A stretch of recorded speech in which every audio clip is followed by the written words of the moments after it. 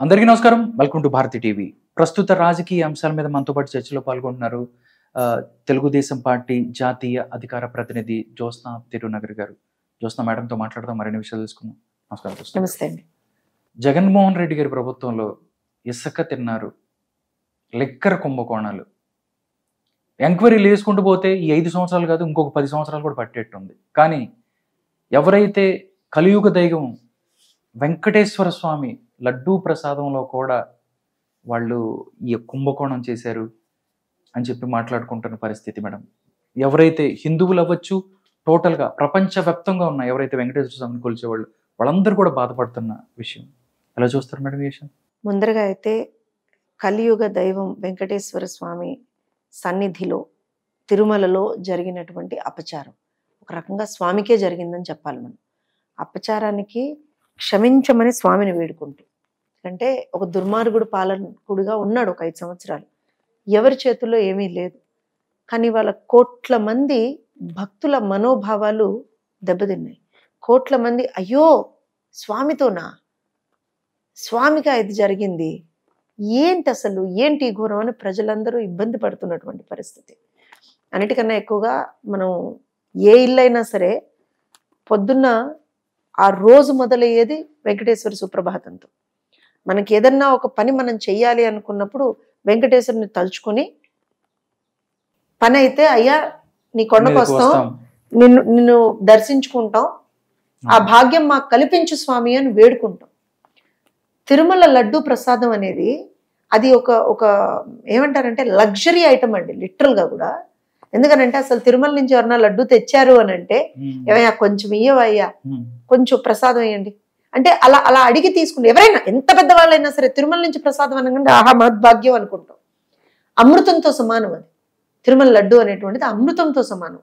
మా ఇప్పుడంటే కొంచెం అవైలబిలిటీ కూడా పెరిగిందండి, కానీ మా చిన్నప్పుడైతే ఎవరన్నా తిరుపతి వెళ్తే వెళ్ళి వచ్చిన తర్వాత బ్రహ్మాండంగా మళ్ళీ మరుసటి రోజు పొద్దున్నే పూజ చేసుకొని దేవుడికి పూజ చేసుకొని ఆ లడ్డు ఏదైతే ఒకటో రెండో వచ్చేవాళ్ళు ఎప్పుడు తెచ్చేవారు, ఆ లడ్డుని చిన్న చిన్న చిన్న చిన్న ముక్కలు చేసి మొత్తం ఇంత ఇంత ఇంత ఇంత ఒక చిన్న పేపర్లోనో ఎందులోనో కట్టి దాంతో పాటుగా కాశీదారం నల్లది అది ఒక కాశీదారం ఇంత ఇంత ప్రసాదం ప్రతి ఒక్క ఇంటికి ఇచ్చేవాళ్ళు గ్రామంలో, ప్రతి ఒక్కరికి.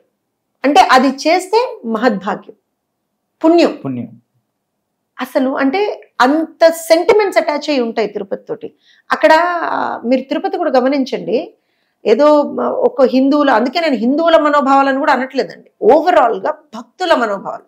వేరే రిలీజియన్స్ కి చెందినటువంటి వాళ్ళు చాలా మంది కూడా తిరుపతి దేవుడు నమ్ముతారు. దేశ విదేశాల నుంచి భక్తులు వస్తారు, భగవాన్ బాలాజీయే అని చెప్పి వస్తారు.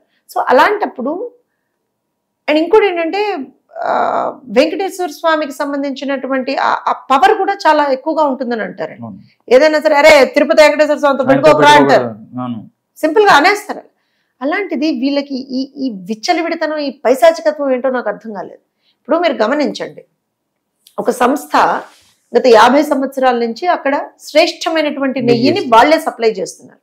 నువ్వు ఎందుకు చేంజ్ చేసావు ఆ సంస్థని? మాటలు లేవు వీళ్ళకి, డబ్బులు తక్కువ పడతాయి, నీ జేబులోంచి ఇస్తున్నావా? ప్రభుత్వం ఏమైనా ఇస్తుందా? టీటీడీ డబ్బే కదా అది, టీటీడీ డబ్బే కదా అది. టీటీడీ డబ్బు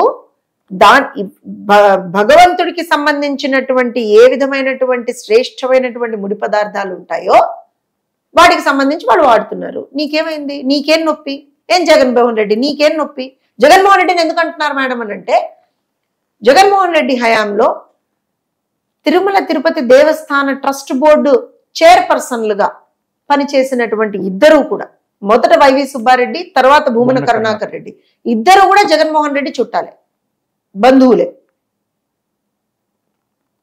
అటు సుబ్బారెడ్డి గాని ఇటు భూమన కరుణాకర్ రెడ్డి గారు కానీ ఇప్పటి వరకు కూడా అసలు మీరు ఎందుకు చేంజ్ చేశారు నందిని ఘీ అనే దాని మీద వాళ్ళకి స్పష్టమైనటువంటి సమాధానం వాళ్ళ దగ్గర లేదు. నేను రాజకీయం చేయట్లేదండి, నేను just I'm telling you the facts.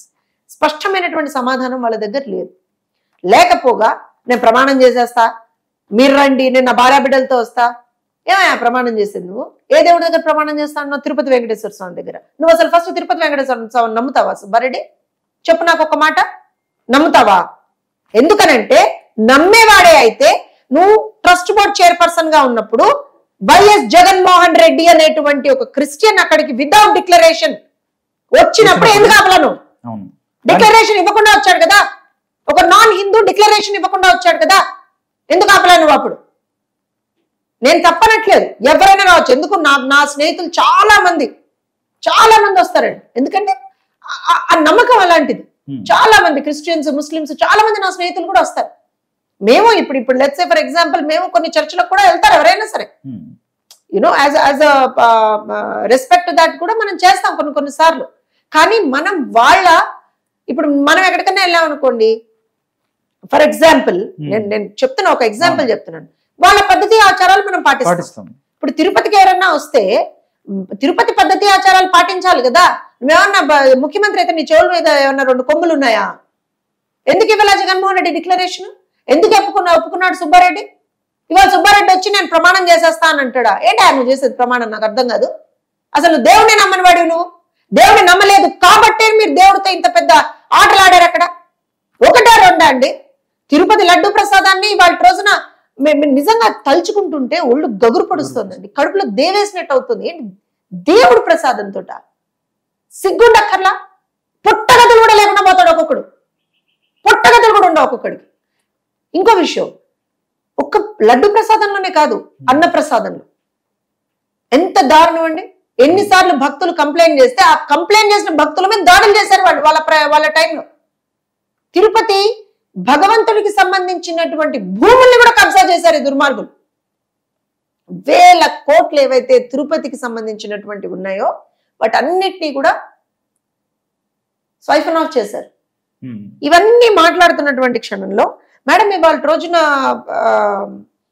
ఇంత జరుగుతోంది కదా, వాళ్ళేమో మేమేం చేయలేదని చెప్తున్నారు కదా అనే మాట వస్తోంది. అవునండి, అంటే ఓన్లీ ఇది రాజకీయ ఆరోపణల కోణంలోనే చేస్తారా? ఎందుకంటే నిర్ధారణ కావాలి, నిజంగా ఉంటే వాళ్ళని అరెస్ట్ చేయాలని కూడా మిగతా వాళ్ళు కూడా నిన్న ప్రొఫెసర్ నాగేశ్వర్ మాట్లాడుతున్నారు. నిజంగా ఉంటే మీరు తీసుకెళ్లి అరెస్ట్ నేను ఒక విషయం చెప్తానండి, ఒక విషయం చెప్తాను.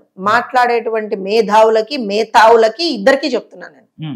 ఒకటే చెప్తున్నా, విజిలెన్స్ ఎంక్వైరీలో బయటపడిన తర్వాత కన్సర్న్డ్ శాంపిల్స్ ని టెస్టింగ్ కి పంపించారు, ల్యాబ్ రిపోర్ట్స్ వచ్చాయి.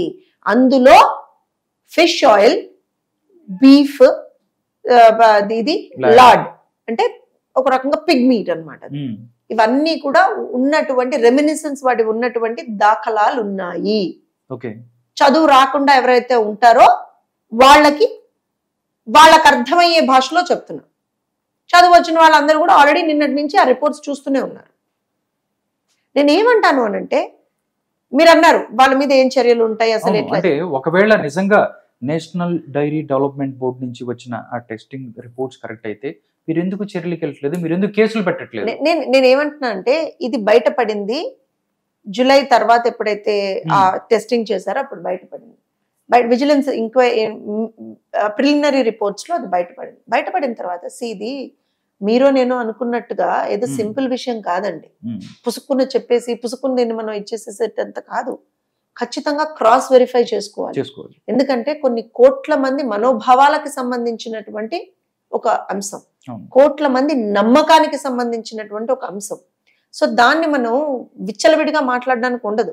సో దాన్ని క్రాస్ వెరిఫై చేసుకుని, డబుల్ వెరిఫై చేసుకుని, క్రాస్ చెక్ చేసుకొని, అంతా చేసుకొని, yes it has happened because we have checked with Nandini Gi, we have checked with the other things and అక్కడ ఏం జరిగింది అంతా చేస్తా ఉన్నాం. మీరు అన్నట్టుగా కేసులు ఎందుకు పెట్టకూడదంటే అది విజిలెన్స్ ఎంక్వైరీ, దాని బేస్డ్ గా ఇనిషియల్ అంటే ఇప్పుడు ఫర్ ఎగ్జాంపుల్ బోర్డులోనే అది పాస్ అయింది అనుకుంటే ఖచ్చితంగా బోర్డు మెంబర్స్, బోర్డు చైర్పర్సన్ ఎవరైతే ఉంటారో వాళ్ళ మీద కేసులు ఉంటాయి. సో ఆ ప్రాసెస్ ఇంకా నడుస్తుందండి. ఎవరిని వదిలిపెట్టం. ఎందుకనంటే ఇది ఏదో చిన్న విషయం, మామూలు విషయం కాదు కదా.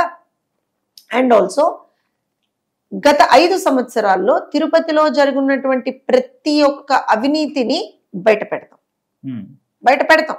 ఎందుకంటే తిరుమలేశుడితోటి ఎవరు కూడా ఆటలాడకూడదు. ఇంకో విషయం చెప్తున్నాం, ఒక ఆయన ప్రబుద్ధుడు ఇలానే తిరుమలేశుడిని నానా మాటలు అన్నాడు. ఏముందిలే 2 కొండలు చేసేసి ఏదో చేసేస్తాను, ఇది చేసేస్తాను. కొండకి గుట్టకి ఒక్కొక్కటిగా పడి శవం కూడా కరెక్ట్గా దొరకనటువంటి పరిస్థితుల్లో ఆయన లభించాడు ఓ రోజున ప్రాణం లేకుండా. నేను చాలా పద్ధతిగా మాట్లాడుతున్నా. ఇవాళ ఇంకొకడు అదే తిరుమలేశంతో మళ్ళీ పెట్టుకున్నాడు. పుట్టగతులు లేకుండా పోతాడు, డౌట్ లేదు అందులో. పుట్టగతులు లేకుండా పోతాడు. నన్నేమన్నా అనుకోండి మీరు. ఎందుకనంటే ఇవాళ రోజున వాళ్ళ దగ్గర ఆన్సర్ లేదండి, డిఫెన్స్ లేదు వాళ్ళ దగ్గర. అసలు తెలుసా, మీరు నిన్నటి నుంచి ప్రయత్నిస్తున్నారా వైఎస్ఆర్సీపీ వాళ్ళతోటి? ఓన్లీ ఎవరైతే వైవి సుబ్బారెడ్డి ప్రమాణం చేస్తానది ఇది అని మాట్లాడబడిన పరిస్థితి, కానీ మిగతా కూడా ఎవరు మాట్లాడలేదు దానికి సంబంధించి. కానీ ఒకటి మేడం, అంటే రాజకీయ ఆరోపణలు చంద్రబాబు నాయుడు గారు లేకపోతే వైఎస్ జగన్మోహన్ రెడ్డి గారు వీళ్ళకి సంబంధించి రాజకీయ ఆరోపణలు ప్రత్యారోపణలు చేసుకోవచ్చు. బట్ ఈ అంశం యావత్ మంది భక్తులు ఎవరైతే ఉన్నారో వాళ్ళందరికీ నేను మళ్ళీ చెప్తున్నానండి, రాజకీయం మేము చేయలేదు కాబట్టే అదే. ఎందుకంటే రాజకీయం చేయాలంటే రిపోర్ట్ వచ్చిన మర్నాడే ఇదిగోండి రిపోర్ట్ అని మేము కూడా ఎగరచ్చు జగన్మోహన్ రెడ్డి లాగా. మేము చేయలేదండి అది. ఓకే, దాన్ని కూలంకషంగా అసలు కనుక్కుంటున్నాం. ఎవరు చేశారు, ఎందుకు చేశారు, ఏంటి దీని వెనక కారణం. ఇక్కడ ఇంకో విషయం చెప్తానండి, దీని వెనక ఒక పెద్ద కుట్ర ఉంది. తిరుమలేశుడి దగ్గరికి భక్తుల సంఖ్య తగ్గించడానికి ఒక పెద్ద కుట్ర జరిగింది జగన్మోహన్ రెడ్డి హయాంలో. ఒక తిరుమలేశుడే కాదు, వెంకటేశుడే కాదు, ఓవరాల్ గా రాష్ట్రం మొత్తం మీద కూడా ఒక యాంటీ హిందూ ఎజెండా నడిచింది 5 సంవత్సరాల్లో. ఎన్ని వందల గుళ్ళ మీద దాడులు జరిగాయండి, ఎన్ని వేల మంది పూజారుల మీద దాడులు జరిగాయి. రామతీర్థంలో గుర్తుందా, రాముడి విగ్రహానికి సంబంధించినటువంటి తల తీసేస్తే ప్రజలు అల్లల్లాడిపోయారు. అంతర్వేదిలో రథాన్ని లిటరల్ గా దగ్ధం చేశారు, అల్లల్లాడిపోయారు ప్రజలు. ఇన్ని జరుగుతుంటే కనీసం ఏ రోజునన్నా ఒక్కసారన్నా మాట్లాడినటువంటి అప్పటి ముఖ్యమంత్రిని మీరు ఏమన్నా చూసారా? ఇప్పుడు కూడా నేనేం చెప్తున్నానంటే, యాంటీ హిందూ ఎజెండా తోటి జగన్మోహన్ రెడ్డి ఎందుకు పనిచేశాడని చెప్తున్నాను అంటే, ఇప్పుడు దేశవ్యాప్తంగా ఉన్నటువంటి ప్రతి ఒక్కళ్ళు మాట్లాడుతున్నారండి, వివిధ పార్టీలకు చెందినటువంటి వాళ్ళు మాట్లాడుతున్నారు. జగన్మోహన్ రెడ్డి ఎందుకు మాట్లాడట్లేదు దీని మీద? ఎందుకు మాట్లాడట్లేదు దీని మీద? మాట్లాడకుండా ఇందాక లంచ్ మోషన్ మూవ్ చేశాడు హైకోర్టులో. నువ్వేం తప్పు చేయలేదు కదా, నువ్వు పెట్టినటువంటి బోర్డు ఏం తప్పు చేయలేదు కదా, ఎందుకంత భయం మరి మీకు? ఎంక్వైరీ జరుగుతోంది కదా ఆల్రెడీ. లేదండి మాకు సంబంధం లేదని చెప్పొచ్చు కదా. నేను సుబ్బారెడ్డి బయటకు వచ్చి ఏమంటాడు తెలుసా, ఆర్గానిక్ ప్రోడక్ట్స్ ని తీసుకున్నామట. ఎవడు చెప్పాడు నీకు ఆర్గానిక్ ప్రోడక్ట్స్ తీసుకోమని చెప్పి? ఎవడు చెప్పాడా నీకు ఆర్గానిక్ ప్రోడక్ట్స్ తీసుకోమని చెప్పి? వెంకటేశ్వర స్వామి ఏమన్నా వచ్చి నీ కళ్ళు చెప్పాడా? ఎందుకంటే ఇవన్నీ ఎలా ఉంటాయంటే అండి, ఏ దేవాలయం అయినా సరే అక్కడి ఆచారాలు పద్ధతులు శాస్త్రాల ప్రకారంగా మాత్రమే మనం వెళ్ళాలి. ఇప్పుడు తిరుపతి లడ్డు ఉందండి, మీరు ప్రపంచవ్యాప్తంగా ఎక్కడికన్నా వెళ్ళండి, తిరుపతి లడ్డు టేస్ట్ మీకు ఎక్కడైనా దొరుకుతుందా? దొరుకుతుందా? అలానే మీకు తిరుపతి లడ్డూలో ఉన్నటువంటి ఆ ఫ్లేవర్ కావచ్చు, స్మెల్ కావచ్చు, ఆ టెక్స్చర్ కావచ్చు, అసలు ఎక్కడ దొరకదు. అలాంటిది నువ్వు తిరుపతి లడ్డూ తోటే ఒక ఆట ఆడావు, రైట్? ఎందుకు ఆడావు? ఎవరు చెప్పారు నీకు? చెప్తా, మీరు అన్నారు పాయింట్, చెప్తా. నందిని ఘీ అనేటువంటిది కోఆపరేటివ్ సొసైటీ నుంచి వస్తుంది. వాళ్ళు లాభాపేక్షతో కాదు, కేవలం భగవంతుడి కోసం వాళ్ళు చేస్తారు. ఎప్పుడైనా సరే cooperative societies do that. So వాళ్ళకి లాభాపేక్ష ఉండదు. సో వాళ్ళు ఏం చేశారు అంటే ఆల్మోస్ట్ ఒక 50 ఏళ్ళ నుంచి వాళ్ళే ఇస్తున్నారు. ఇస్తున్నప్పుడు వీళ్ళు ఏం చేశారు, ఈ టెండరింగ్ ప్రాసెస్ అన్నారు. ఈ టెండరింగ్ ప్రాసెస్ అని చెప్పి ఆ ఈ టెండర్ లోట ఎవరైతే తక్కువ కోట్ చేస్తారో వాళ్ళకి ఇస్తారట. నువ్వు పోని తక్కువ కోట్ చేస్తే ఇచ్చేస్తావా? ఇప్పుడు మేము వచ్చామండి పవర్లోకి, వచ్చిన తర్వాత తిరుపతిలో లడ్డూలో ఏదో తేడా జరుగుతుందని భక్తుల నుంచి మనకి ఆల్మోస్ట్ 2-3 ఏళ్ల నుంచి కంప్లైంట్స్ వస్తున్నాయి. మేము రాగానే దాన్ని మేము ఫస్ట్ టెస్ట్ చేయించాం. టెస్ట్ చేసి ఇది జరిగిన తర్వాత ఇట్లా ఉంది అని చెప్పి ప్రూఫ్ మీకు చూపించిన తర్వాత మేము చేంజ్ చేసాం. మొత్తం నాణ్యత అంతా పెంచేశారు. చేంజ్ చేస్తాం కదా, సప్లయర్ ని చేంజ్ చేస్తాం కదా, మళ్ళీ నందినికి తీసుకొచ్చి పెట్టాం కదా. నేనేమంటానంటే మరి నువ్వు చేంజ్ చేయడానికి నువ్వెందుకు ఆ రోజు ఏమైనా నందినిగిలో ఏమైనా లోపం కనిపించిందా? మీకు లోపం కనిపించిందా? ఏమైనా టెస్ట్ చేయించారా? ల్యాబ్ రిపోర్ట్స్ ఏమన్నా ఉన్నాయా? ఏమయ్యా సుబ్బారెడ్డి ఏమైనా ఉన్నాయా? లేవు కదా. ఎందుకు చేశారు? కమిషన్ లో కక్కుర్తిపడి చేశారు. ఎందుకో చెప్తాను వినండి. శ్రేష్టమైనటువంటి ఆవు నెయ్యి అంత పెద్ద మోతాదులో ఆల్మోస్ట్ వాళ్ళకి 13 నుంచి 15,000 అవసరం ఉంటుంది, 15,000 కిలోలు అవసరం ఉంటుంది పర్ డే. సో దాన్ని అంత పెద్ద మోతాదులో సప్లై చేసేటువంటి ఒక పరిస్థితి నాకు తెలిసి 2 చోట్ల నుంచి ఉంది. ఒకటి పంజాబ్ నుంచి అక్కడి నుంచో ఉంటుంది, ఇంకోటి ఇక్కడి నుంచి ఉంది కర్ణాటక నుంచి, ఇంకో 2 చోట్ల కూడా ఉంది. విశాఖపట్నంలో చోట, తమిళనాడులో ఎక్కడో కూడా ఒక చోట శ్రేష్టమైనటువంటి ఆవు నెయ్యి దొరుకుతుంది ఏ కల్తీ లేకుండా. కానీ ఈరోడ్ అనుకుంటా తమిళనాడులో. ఈ 2 ప్రాంతాల నుంచి అంటే తమిళనాడు అండ్ విశాఖపట్నం కలిపినా సరే రోజువారీ ఆ డిమాండ్ మీట్ అవ్వలేదు. పంజాబ్ నుంచి అంటే it is going to be too far. So వాళ్ళు ఒక ట్యాంకర్ వచ్చి మళ్ళీ ఆ ట్యాంకర్ వాపస్ వెళ్ళాలంటే ఖాళీగా వెళ్ళాలి. చాలా లాజిస్టికల్ అప్రోచెస్ ఉన్నాయి అందులో, ఈ హికప్స్ ఉన్నాయి అందులో. అందుకని కర్ణాటక నుంచి ఆ రోజు నుంచి ప్రిఫర్ చేశారు. అది చాలా బ్రహ్మాండంగా నడుస్తుంది. వీళ్ళకి ఏం తెలిసి చచ్చని వీళ్ళు చేంజ్ చేశారు. అసలు శ్రేష్టమైనటువంటి ఆవు నెయ్యి అంటే ఏంటో తెలుసా వీళ్ళకి? శ్రేష్టమైన ఆవు నెయ్యి అంటే ఏంటో తెలుసా? తెలియదు కదా. పోనీ ల్యాబ్ రిపోర్ట్స్ ఏమైనా ఉన్నాయి మీ దగ్గర? లేవు కదా. మరి గుడ్డెద్దు చేలో పడ్డట్టుగా చేంజ్ చేస్తారా? ఏమంత ఆషామాషిగా ఉందా? అయిపోయింది, చేసేశారు. ఇవాళ బయటకు వచ్చి ఏం మాట్లాడుతున్నారు? మేము ఆర్గానిక్ తీసుకొద్దాం అనుకున్నాం, మేము ఇంకో దగ్గర నుంచి తీసుకొద్దాం అనుకున్నాం. ఎక్కడి నుంచి తీసుకొచ్చాడు? రాజస్థాన్ నుంచి తీసుకొస్తున్నట్టు. లాజిస్టికల్ ఎవరు చేయాలి? అక్కడి నుంచి ఇక్కడ వరకు రావడానికి దూరం ఎక్కువ కదా. ఆ ట్రాన్స్పోర్ట్ ఛార్జెస్ ఎక్కువే పడతాయి కదా. ఎవరు కడుతున్నారు ఆ ట్రాన్స్పోర్ట్ ఛార్జీలు? ఎవరికి ఎంత కమిషన్లు ఇచ్చావు? అసలు దీనికి సంబంధించినటువంటి ఈ కథ అంతా నడిపింది ఎవరు? అయినా మీకు ఎందుకయా? If there is a problem we only will accept. ఇప్పుడు ప్రాబ్లం ఉండింది, చేంజ్ చేసాం, ఒప్పుకుందాం మనం దాన్ని. లేదు ఇంకేదన్నా. ఇప్పుడు అన్నప్రసాదం దగ్గర కూడా సబ్ స్టాండర్డ్ గా రైస్ వాడడం మొదలు పెట్టారండి వీళ్ళు వచ్చిన తర్వాత. అసలు తిరుపతి అన్నప్రసాదం అంటే ఎంత పెద్ద ధనికులైనా సరే ఒక్క పూటైనా సరే తిరుపతిలో అన్నప్రసాదం తీసుకోవాలి మనం అనుకుంటాం. మనం ఎంత పెద్ద ధనికులైనా సరే దేవుడి దర్శనం చేసుకొని అన్నప్రసాద కేంద్రంలో మనం అన్నం తిని అప్పుడు కానీ బయటికి రాదు. ఒక్క చోటని కాదు, వెంగమామ అన్నప్రసాదం అంతే చేశారు. అసలు ప్రతిదీ నేను ఏమంటున్నా అంటే ఇవాళ రోజున వీళ్ళు ఒక రకంగా హిందూ ధర్మం మీద దాడి చేస్తూ, హిందువుల మీద దాడి చేస్తూ వాళ్ళకు ఉన్నటువంటి ఒక పైశాచికత్వాన్ని నిరూపించుకున్నారు గత 5 సంవత్సరాలు. ఓకే మేడం, అంటే మిగతా వాళ్ళు అవ్వచ్చు, వీళ్ళు కూడా ఎవరు మాట్లాడిన పరిస్థితి అంటే టోటల్ గా ఒకవేళ ల్యాబ్ రిపోర్ట్స్ అవ్వచ్చు, మిగతా తర్వాత జరిగే ఏదైతే ఉన్నాయో వాటన్నిటిలో తెలితే డెఫినెట్లీ దీని మీద చర్యలు ఉంటాయి అనుకోవచ్చా? ఎందుకంటే భక్తులు అందరు కూడా చాలా మంది భక్తులు చాలా రోజుల నుంచి అనమాట, పోలీసులు అవ్వచ్చు, ఇంకా వైసీపీ పోలీసులు ఇంకా ఏం జరగట్లేదు వాళ్ళని శిక్షించండి ఇలాంటివి కూడా ప్రజల నుంచి వస్తున్నాయి. ఈ టైంలో ఇది ఇంకా వాళ్ళకి సెల్ఫ్ దానికి సంబంధించి నేను ఒక అష్యూరెన్స్ ఇస్తానండి. కూటమి ప్రభుత్వం వచ్చిన తర్వాత మొట్టమొదటి ప్రక్షాళన తిరుమల నుంచే స్టార్ట్ చేశాము. చంద్రబాబు నాయుడు గారు కూడా, గౌరవనీయ ముఖ్యమంత్రి గారు అదే మాట చెప్పారు. మేము ప్రక్షాళన తిరుమల నుంచే స్టార్ట్ చేస్తామని చెప్పారు. తిరుమల నుంచి ఎప్పుడైతే మేము ప్రక్షాళన అనుకున్నామో మొదటగా అక్కడ విజిలెన్స్ ఎంక్వైరీస్ అవి స్టార్ట్ చేసాం. ఒక్కొక్కటి ఏదైతే తప్పులు కనబడుతున్నాయో ప్రతి ఒక్కదాన్ని రెక్టిఫై చేసుకుంటూ వస్తున్నాం. ఇమ్మీడియట్ గా ఆ స్టాక్ అంతటిని కూడా సీజ్ చేసి పక్కన పారేశారండి ఒక రకంగా. ఇంకో కంపెనీ కూడా ఉంది, ఆల్ఫా అనేదో ఉంది, దానికి కూడా ఇచ్చినట్టు చూపిస్తున్నారు. కానీ ఇప్పుడున్నటువంటి పరిస్థితుల్లో ఓన్లీ నందిని ఘీ మాత్రమే వాడుతున్నారు. టెస్టెడ్, ఏ విధమైనటువంటి కల్తీ లేనటువంటి శ్రేష్టమైనటువంటి ఆవు నెయ్యితో తిరుమలేశుడి ప్రసాదం చేస్తున్నారు. భక్తులందరూ కూడా ఈ విషయంలో కొంచెం తెలుసుకోమని చెప్పి మేము కోరుకుంటున్నాం. అట్ ద సేమ్ టైం అన్నప్రసాద విషయంలో కూడా మేము కొంచెం ఇంప్రూవ్మెంట్స్ అనేటువంటివి తీసుకొచ్చాం. అసలు మీరు ఇంత మాట్లాడుతున్నారు, గత 5 ఏళ్లలో తిరుమల మీద ఎక్కడ మనకు గోవిందనామాలు వినపడలా. మెట్లు ఎక్కుతుంటే కావచ్చు, కంపార్ట్మెంట్లలో కావచ్చు, ఇంకో దగ్గర కావచ్చు, ఎక్కడ అసలు మనకి తిరుమలకు సంబంధించినటువంటి గోవిందనామాలు ఎక్కడా కూడా మనకు వినపడలేదు. కానీ ఇవాళ పరిస్థితి ఏంటి అని అంటే మళ్ళీ అవన్నీ రివైవ్ చేస్తా ఉన్నాం.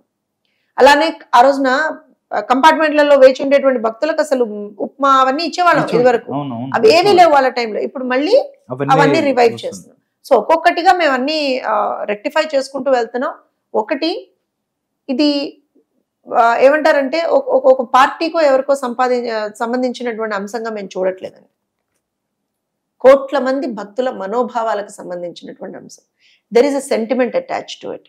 సో మీరందరూ ఎంతైతే తిరుమలేశుడిని ఆరాధిస్తారో మేము కూడా అంతే తిరుమలేశుడిని ఆరాధిస్తాం. సో ఖచ్చితంగా అందరం కలిసి తిరుమలని మనం మళ్ళీ ఆ శాంక్టిటీని అలా మెయింటైన్ చేసుకుంటూ వెళ్దాం అనేటువంటిది మా కోరిక. Okay madam.